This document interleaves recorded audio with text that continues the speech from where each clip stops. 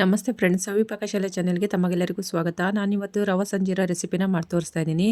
ರವೆ ಸಂಜೀರನ ಯಾವ ರೀತಿ ಮಾಡೋದಂತ ನೋಡ್ಕೊಂಬರೋಣ ಬನ್ನಿ. ಮೊದಲು ಗ್ಯಾಸ್ ಮೇಲೆ ಒಂದು ಪಾತ್ರೆನ ಕಾಯ್ಲಿಕ್ಕೆ ಇಟ್ಟಿದ್ದೀನಿ. ಅದಕ್ಕೆ 1 ಕಪ್ ಆಗೋಷ್ಟು ನೀರು ಹಾಕ್ಕೊಂಡಿದ್ದೀನಿ. ಅದೇ ಕಪ್ ಮೆಜರ್ಮೆಂಟಲ್ಲಿ 1 ಕಪ್ಪು ಹಾಲು ಹಾಕ್ಕೊಂಡಿದ್ದೀನಿ. ಇದೆರಡನ್ನೂ ಚೆನ್ನಾಗಿ ಕಾಸ್ಕೊಳ್ಬೇಕು. ನೋಡಿ, ಹಾಲೀಗ ಚೆನ್ನಾಗಿ ಕುದಿ ಬರ್ತಾ ಇದೆ. ಇದನ್ನು ಕಂಪ್ಲೀಟಾಗಿ ತಣ್ಣಗಾಕೋಕ್ಕೆ ಬಿಟ್ಬಿಡಬೇಕು. ಈಗ ಒಂದು ಬೌಲ್ನ ತೊಗೊಂಡಿದ್ದೀನಿ. ರವೆ ಸಂಜೀರನ ಮಾಡೋದಕ್ಕೆ ಚಿರೋಟಿ ರವೆನ ತೊಗೊಂಡಿದ್ದೀನಿ ನಾನು.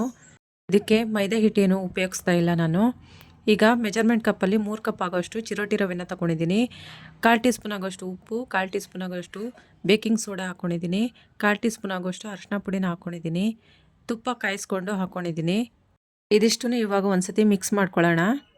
ಇವಾಗ ಇದಕ್ಕೆ ಹಾಲನ್ನ ಕಾಸ್ಕೊಂಡು ಆರಿಸ್ಕೊಂಡು ಇಟ್ಕೊಂಡಿದ್ವಲ್ಲ, ಆ ಹಾಲನ್ನ ಹಾಕ್ಕೊಂಡು ಚೆನ್ನಾಗಿ ಮಿಕ್ಸ್ ಮಾಡ್ಕೊತಾ ಕಲಿಸ್ಕೊಳ್ತಾ ಇದ್ದೀನಿ.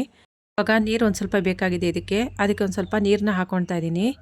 ರವೆನ ಕಲಸೋದಕ್ಕೆ ನೀರು ಎಷ್ಟು ಬೇಕಾಗುತ್ತೆ ನೋಡಿಕೊಂಡು ನೀರು ಹಾಕ್ಕೊಳ್ತಾ ಚೆನ್ನಾಗಿ ಇದನ್ನು ಕಲಿಸ್ಕೊಳ್ಬೇಕು.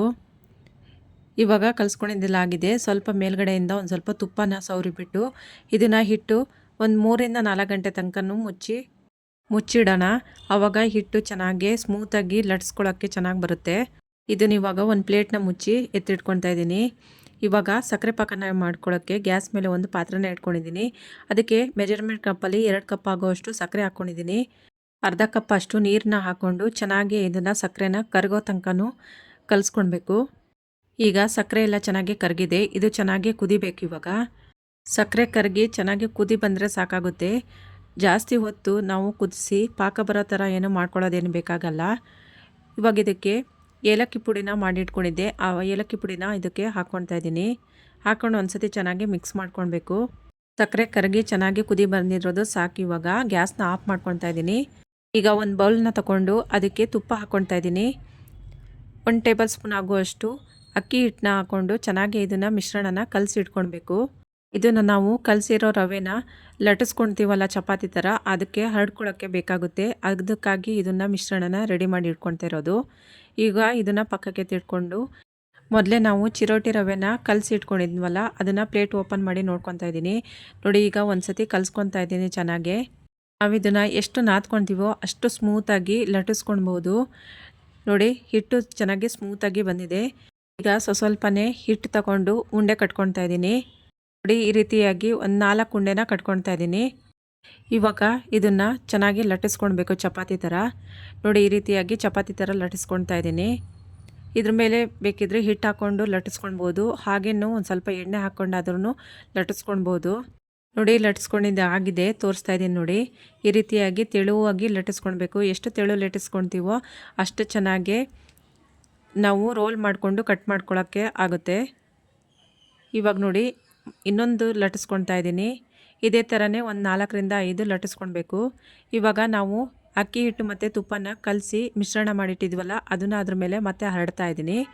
ಮತ್ತೆ ಲಟ್ಸ್ಕೊಂಡಿದ್ದು ಒಂದು ಚಪಾತಿನ ಇಟ್ಕೊಳ್ತಾ ಇದ್ದೀನಿ. ಇದೇ ಥರನೇ ಒಂದು 3 ರಿಂದ 4 ಅಥವಾ 4 ರಿಂದ 5 ಹಾಕ್ಕೊಂಡು ಒಂದ್ರ ಮೇಲೆ ಒಂದು ಹಾಕ್ಕೊಳ್ತಾ ಅದಕ್ಕೆ ತುಪ್ಪ ಮತ್ತು ಅಕ್ಕಿ ಹಿಟ್ಟು ಮಿಶ್ರಣನ ಏನು ಕಲಸಿಟ್ಟಿದ್ವಿ ಅದನ್ನು ಹರಡ್ಕೊಳ್ತಾ ಮತ್ತೆ ಚಪಾತಿನ ಹಾಕ್ಕೊಳ್ಬೇಕು. ಹೀಗೆ 4 ರಿಂದ 5 ನಾನು ಹಾಕ್ಕೊಳ್ತಾ ಇದ್ದೀನಿ. ಈಗ ಕೊನೆಯದು ಹಾಕ್ಕೊಳ್ತಾ ಇದ್ದೀನಿ ನೋಡಿ. ಅದ್ರ ಮೇಲೆ ಹಾಕ್ಕೊಂಡು ಮತ್ತೆ ಇವಾಗ ಅಕ್ಕಿ ಹಿಟ್ಟು ತುಪ್ಪ ಮಿಶ್ರಣನ ಹಾಕ್ಕೊಳ್ತಾ ಇದ್ದೀನಿ. ನೋಡಿ, ಹೀಗೆ 5 ಲೇಯರ್ನ ಹಾಕ್ಕೊಂಡಿದ್ದೀನಿ ಒಂದ್ರ ಮೇಲೆ ಒಂದು. ಈಗ ಇದನ್ನು ಚಿಕ್ಕದಾಗಿ ರೋಲ್ ಮಾಡ್ಕೊಳ್ಬೇಕು. ಒಂದು ಚಾಕು ತಗೊಂಡು ಈ ರೀತಿಯಾಗಿ ಚಿಕ್ಕದಾಗಿ ಕಟ್ ಮಾಡ್ಕೊಳ್ಬೇಕು. ನೋಡಿ, ಒಂದು ತೋರಿಸ್ತಾ ಇದ್ದೀನಿ ಲೇಯರ್ ಆಗಿ ಎಷ್ಟು ಚೆನ್ನಾಗಿ ಬಂದಿದೆ ಅಂತ ಹೇಳ್ಕೊಂಡು. ಈಗ ಒಂದು ತಗೊಂಡು ಈ ಥರ ಬೆಳ್ಳಲ್ಲಿ ಫ್ರೆಶ್ ಮಾಡಿಕೊಂಡು ಲಟ್ಟಣಿಗೆಲಿ ಈ ಥರ ಉದ್ದಾಗಿ ಲಟ್ಟಿಸ್ಕೊಳ್ಬೇಕು. ಈ ರೀತಿಯಾಗಿ ಎಲ್ಲವನ್ನು ಲಟ್ಟಿಸ್ಕೊಂಡಿದ್ದೀನಿ. ಇದೇ ಥರನೇ ಉಳಿದಿರೋದನ್ನು ಇದೇ ಥರನೇ ಮಾಡ್ಕೊಳ್ಬೇಕೆಲ್ಲವು. ಇದರಲ್ಲಿ ರೌಂಡ್ ಶೇಪನ್ನಲ್ಲೂನಾದ್ರೂ ಮಾಡ್ಕೊಳ್ಬೋದು. ನೋಡಿ, ರೌಂಡ್ ಶೇಪಲ್ಲೂ ಮಾಡಿ ತೋರಿಸ್ತಾ ಇದ್ದೀನಿ ಇವಾಗ.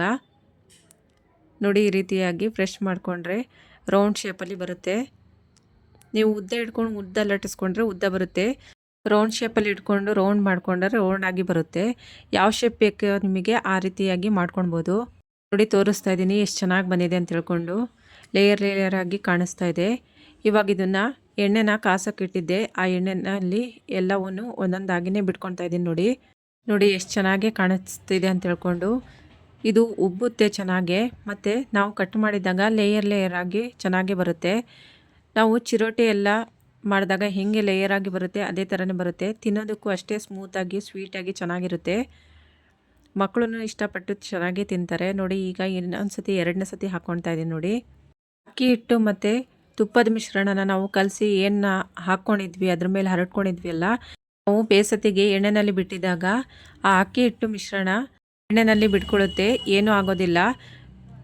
ಇವಾಗ ನೋಡಿ ಎಲ್ಲವನ್ನು ತೆಗಿತಾ ಇದ್ದೀನಿ, ಕರೆದಿದ್ದೆಲ್ಲ ಆಗಿದೆ. ಇವಾಗ ಇದು ಎಣ್ಣೆಯಿಂದ ತೆಗೆದ ತಕ್ಷಣ ಬಿಸಿ ಬಿಸಿ ಇದ್ದಾಗಲೇ ನಾವು ಸಕ್ಕರೆ ಪಾಕ ಏನು ಮಾಡ್ಕೊಂಡಿದ್ವಿ ಅದರಲ್ಲಿ ಮುಳುಗಿಸ್ಕೊಳ್ಬೇಕು. ನೋಡಿ ಎಲ್ಲವೂ ಸಕ್ಕರೆ ಪಾಕದಲ್ಲಿ ಮುಳುಗಿಸಿ ಎತ್ತಬೇಕು. ಸಕ್ಕರೆ ಪಾಕ ಎಲ್ಲ ಹೀರ್ಕೊಳ್ಬೇಕು. ಅಲ್ಲಿ ತನಕನೂ ಚೆನ್ನಾಗಿ ಇದನ್ನು ಮುಳುಗಿಸಿ ಎತ್ಕೊಳ್ಬೇಕು. ನೋಡಿ ಇವಾಗ ಎತ್ತಾ ಇದ್ದೀನಿ. ಈ ಸ್ವೀಟು ಚಿರೋಟಿ ರವೆ ಒಂದು ಇಟ್ಬಿಟ್ರೆ ಮನೆಯಲ್ಲಿ ಯಾವಾಗ ಬೇಕಿದ್ರೂ ಅವಾಗ ಮಾಡ್ಕೊಂಡು ತಿನ್ಬೋದು. ಅಷ್ಟು ಸ್ವೀಟಾಗಿ ತುಂಬಾ ಚೆನ್ನಾಗಿರುತ್ತೆ, ಸ್ಮೂತಾಗಿ ತಿನ್ನೋದಕ್ಕೂ. ಮಕ್ಕಳು ಅಷ್ಟು ಇಷ್ಟಪಟ್ಟು ತಿಂತಾರೆ ಇದನ್ನು. ಒಂದು ಸತಿ ಮಾಡಿ ನೋಡಿ, ಮತ್ತೆ ಮತ್ತೆ ಮಾಡ್ಕೊಂಡು ತಿಂತೀರಾ, ಅಷ್ಟು ಚೆನ್ನಾಗಿ ಇರುತ್ತೆ. ಈಗ ಎರಡನೇ ರೌಂಡೂ ಸಕ್ಕರೆ ಪಾಕದಲ್ಲಿ ಹಾಕಿ ತೆಗ್ದಿದ್ದಾಗಿದೆ. ಇದಕ್ಕಿವಾಗ ಸಕ್ಕರೆನ ಮಾಡಿ ಇಟ್ಕೊಂಡಿದ್ದೆ, ಅದನ್ನ ಇವಾಗ ಅದ್ರ ಮೇಲೆ ಹರಡ್ತಾ ಇದ್ದೀನಿ ನೋಡಿ. ಈ ರೀತಿಯಾಗಿ ಹಾಕ್ಕೊಳ್ಬೇಕು ಸಕ್ಕರೆ ಪುಡಿನ. ನಿಮಗೆ ಸಕ್ಕರೆ ಪುಡಿ ಬೇಡ ಅಂತ ಹೇಳಿದ್ರು ಪರವಾಗಿಲ್ಲ, ನಾವು ಫಸ್ಟಿಗೆ ಸಕ್ಕರೆ ಪಾಕದಲ್ಲಿ ಮುಳುಗಿಸಿದ್ವಲ್ಲ ಈ ಥರನೂ ಇಟ್ಕೊಳ್ಬೋದು. ಅದು ಸಕ್ಕರೆ ಪಾಕದಲ್ಲಿ ಮುಳುಗಿಸಿ ಆಮೇಲೆ ಆರಿದ್ರ ಮೇಲೆ ಗಟ್ಟಿಯಾಗುತ್ತೆ. ಇಲ್ಲ ನಮಗೆ ಸಕ್ಕರೆ ಪುಡಿ ಉದುರಿಸ್ಕೊಳ್ಬೇಕಂತ ಹೇಳ್ಕೊಂಡು ಹೇಳಿದರೆ ಈ ರೀತಿಯಾಗಿ ಸಕ್ಕರೆ ಪುಡಿನ ಉದುರಿಸ್ಕೊಳ್ಬೋದು. ಇದೇ ಥರನೇ ಎಲ್ಲದಕ್ಕೂ ಸಕ್ಕರೆ ಪುಡಿನ ಉದುರಿಸ್ಕೊಳ್ಬೇಕು. ಇವಾಗ ನೋಡಿ ಇದು ರೆಡಿಯಾಗಿದೆ. ಒಂದು ಮುರಿದು ತೋರಿಸ್ತಾ ಇದ್ದೀನಿ ನೋಡಿ, ಎಷ್ಟು ಚೆನ್ನಾಗಿ ಸ್ಮೂತಾಗಿ ಬಂದಿದೆ ಮತ್ತು ಲೇಯರ್ ಆಗಿ ಎಷ್ಟು ಚೆನ್ನಾಗಿ ಬಂದಿದೆ ಅಂತ ಹೇಳ್ಕೊಂಡು. ಇದ್ರಲ್ವಾ ಫ್ರೆಂಡ್ಸ್, ಈ ರೀತಿಯಾದಂಥ ಸ್ವೀಟ್ ನಿಮ್ಮ ಮನೇಲಿ ಒಂದ್ಸತಿ ಟ್ರೈ ಮಾಡಿ ನೋಡಿ ಫ್ರೆಂಡ್ಸ್. ಯಾವ ಹಬ್ಬದಲ್ಲಾದರೂ ಮಾಡ್ಕೊಳ್ಬೋದು. ಮತ್ತು ಇವಾಗ ಕ್ರಿಸ್ಮಸ್ ಹಬ್ಬ ಬರ್ತಾಯಿದೆ, ಕ್ರಿಸ್ಮಸ್ ಹಬ್ಬಕ್ಕೂ ಮಾಡ್ಕೊಳ್ಬೋದು. ಇಷ್ಟ ಆದರೆ ಲೈಕ್ ಮಾಡಿ, ಶೇರ್ ಮಾಡಿ, ಸಬ್ಸ್ಕ್ರೈಬ್ ಮಾಡಿ friends. Thank you for watching.